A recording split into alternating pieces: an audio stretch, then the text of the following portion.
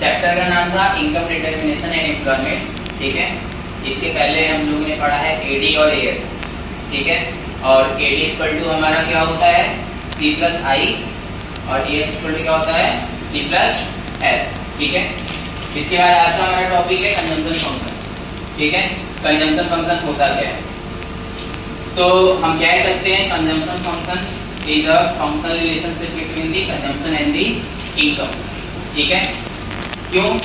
क्योंकि हम सब जानते हैं कि हमारा जो कंजम्पशन होता है वो किसके ऊपर बेस्ड होता है, इनकम के ऊपर। याद है कि जैसे जैसे हमारा इनकम बढ़ेगा कंजम्पशन भी हमारा बढ़ेगा, इनकम घटेगा तो हमारा कंजम्पशन भी घटेगा, ठीक है। तो ये तुम्हारा क्या हुआ कंजम्पशन फंक्शन, और कंजम्पशन फंक्शन को हम डिनोट करते हैं C equal to F bracket में बाई, ठीक है। अब इसमें से डिपेंडेंट वेरिएबल होता है और एक इंडिपेंडेंट वेरिएबल होता है। डिपेंडेंट कौन सा होता है बताओ? C क्या है डिपेंडेंट है, और Y क्या है तुम्हारा इंडिपेंडेंट है। Y इंडिपेंडेंट क्यों है? क्योंकि तुम्हारे इनकम में चेंज होने की वजह से क्या किसमें चेंज हो जा रहा है, कंजम्पशन में। क्लियर है? इनकम में चेंज होने की वजह से किसमें चेंज आ रहा है, कंजम्पशन में। क्लियर है? आफ्टर दैट देखोगे हमारा इनकम जीरो है फिर भी हम कंज्यूम कर रहे हैं, ऐसा पॉसिबल है क्या? पॉसिबल है। कैसे? इनकम एक भी नहीं है लेकिन फिर भी हम कंजम्पशन कर रहे हैं, कैसे पॉसिबल? Autonomous consumption. क्या होता है ऑटोनॉमस? पास्ट सेविंग्स कंज्यूम किया जाता है, ठीक है। कहने का मतलब क्या कि अब हमको जिंदा रहने के लिए भी तो कुछ ना कुछ कंजम्पशन करना पड़ेगा जो हमारी बेसिक नीड्स में, ठीक है। बेसिक नीड्स क्या है हमारी? Food, education, health shelter, home, cloth, education है। 5 है टोटल, ठीक है। रोटी, कपड़ा, मकान और एजुकेशन और health care system. Food, shelter, cloth, education और हेल्थ केयर सिस्टम, यही है। अब समझो ध्यान से, यानी कि अगर हम कुछ भी अर्निंग नहीं करेंगे फिर भी हमको कंजम्पशन की जरूरत पड़ेगी, क्योंकि उसके बिना हम सर्वाइव नहीं कर सकते हैं, ठीक है। तो वो हमारा कंजम्पशन आएगा कहाँ से? तो सिंपल सा हमारे सेविंग से आएगा, जो पास्ट सेविंग हम बचा के रखेंगे, ठीक है। और जो जीरो लेवल ऑफ इनकम पे हम कंजम्पशन करते हैं, ठीक है, इसको हम लोग बोलते हैं ऑटोनॉमस कंजम्पशन, ठीक है। क्या बोलते हैं? ऑटोनॉमस।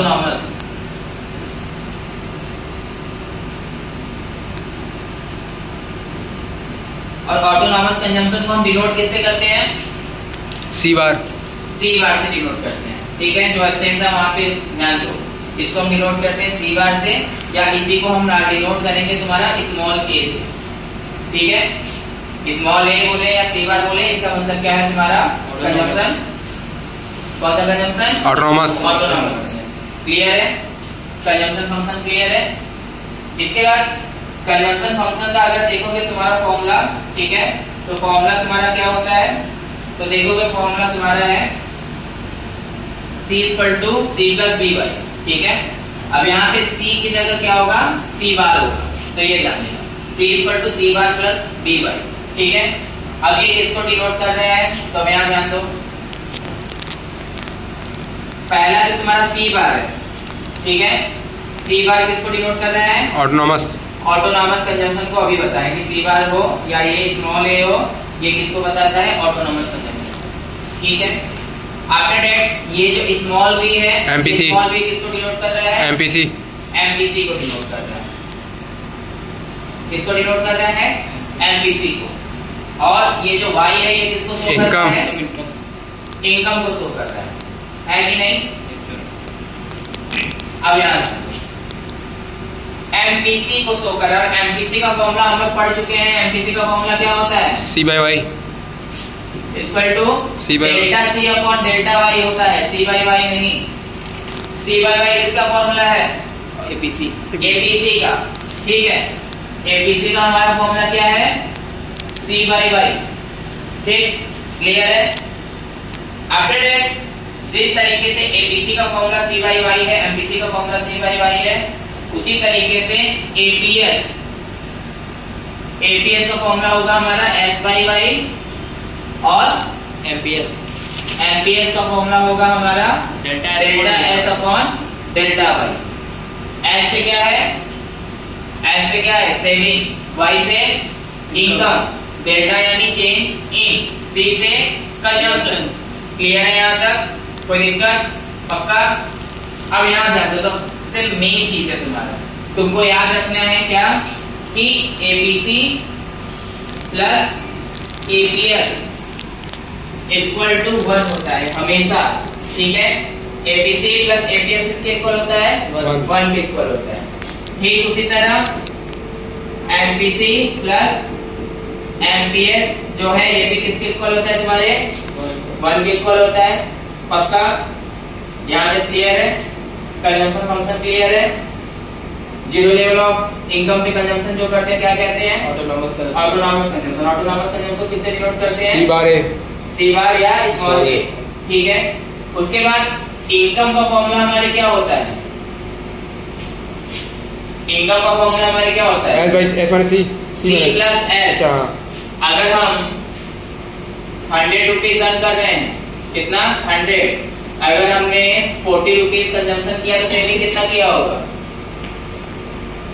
60 रुपीज किया होगा। सिंपल सा है। तो ऐसे आप समझ सकते हैं कि y equal to C plus S होता है, ठीक है? और अगर S की वैल्यू निकालनी है तो कैसे निकाल सकते हैं? C minus Y, y minus C, ठीक है? और सेम तरीके से अगर हमको किसकी वैल्यू निकालनी है? C की वैल्यू निकालनी है तो क्या कर सकते हैं? y minus S। यहाँ तक क्लियर है? अब यहाँ ध्यान दो, अब हमको देखना है कि हमारा जो कंजम्पशन है, ठीक है? कंजम्पशन ये हमेशा देखो कि ओरिजिन के ऊपर से स्टार्ट है। ओरिजिन के ऊपर से स्टार्ट है। क्यों ओरिजिन के ऊपर से स्टार्ट है? क्योंकि अभी थोड़ी देर पहले बताया कंजम्पशन हमारा कभी भी जीरो नहीं होगा, ठीक है? और इनकम हमारा जीरो हो सकता है, इसलिए इनकम की ग्राफ को देखो कि किससे स्टार्ट हो रहा है तुम्हारा? जीरो से हो रहा है। क्लियर है यहाँ तक? ठीक। अब हमको ये चीज याद रखना है कि जहाँ पे इनकम और कंजम्पशन दोनों मिलता है उस पॉइंट को हम कहते हैं ब्रेक इवन पॉइंट। कौन सा पॉइंट कहते हैं? Break even point. यानी वहां पे क्या होता है? C इक्वल टू Y, ठीक है? क्लियर? उसके बाद एक्स एक्सिस पे इनकम शो कर रहे हैं, वाई एक्सिस पे हम क्या कर रहे हैं? तुम्हारा कंजम्पशन शो कर रहे हैं, ठीक? अब ये देख लो एबीसी है, कैसे चेंज हो रहा है? तो हम सबको पता है कि इनकम में हमारे चेंज आ रहा है, कंजम्पशन में चेंज आ रहा है, ठीक है? तो जब एबीसी का फॉर्मूला हमारा क्या था? C by Y. तो इनकम जब हमारा 100 है तो उसमें हम कंजम्पशन कितना किए? 80 किए। तो 80 डिवाइडेड बाय 100 0.8। सेम तरीके से यहाँ पे कंजम्पशन 120 है, इनकम 200 है, हमने डिवाइड किया कितना है? 0.6। तो अगर ऐसे डिफाइन करना पड़े कि एबीसी होता क्या है, तो सिंपल सा हम कह सकते हैं एक पर्टिकुलर इनकम पे हम कितना कंजम्पशन कर रहे हैं, यही हमारा क्या बताता है? एबीसी, ठीक है?